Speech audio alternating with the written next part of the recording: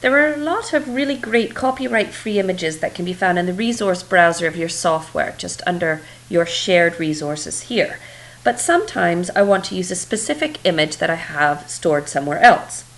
I can easily bring an image in from my computer, external pen drive, or a network drive by just opening the folder where the image is located. So in this case, under My Pictures, locating where that image is, and then just purely dragging and dropping it onto my flipchart page. You can see I now have that object here.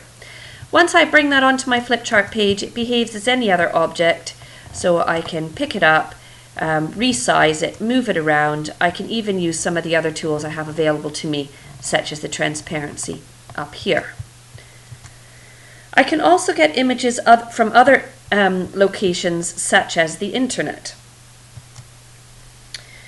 So in this case, I was doing a lesson on labeling the heart with my class, and I couldn't find an image that I thought was suitable within the ActiveInspire resource library. So I wanted to go to an internet page and do a web search on the human heart to find one.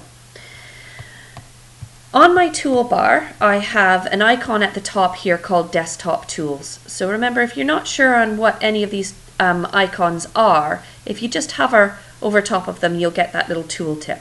When I click that, it then minimizes my software into this little wonder wheel here, this little tool that appears on my desktop. So you can see my desktop behind it.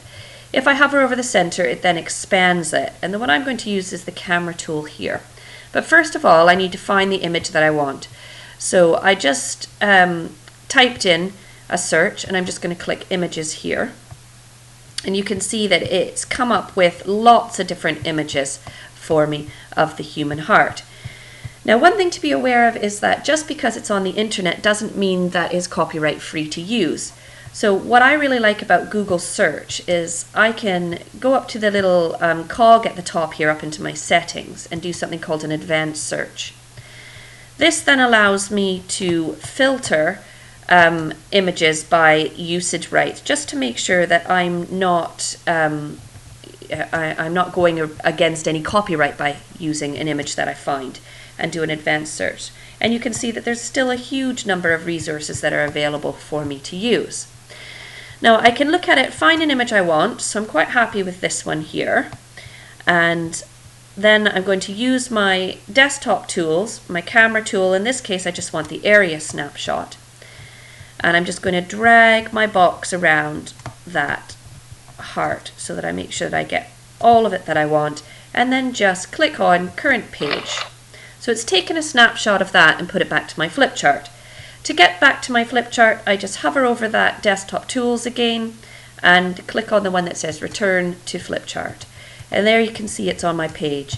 And just like the image I used on the other one, I can make that, resize that to the size that I want on my flipchart page. Okay. Then I could have my class come up, somebody from my class come up, choose the pen tool, and be able to label that diagram on my board.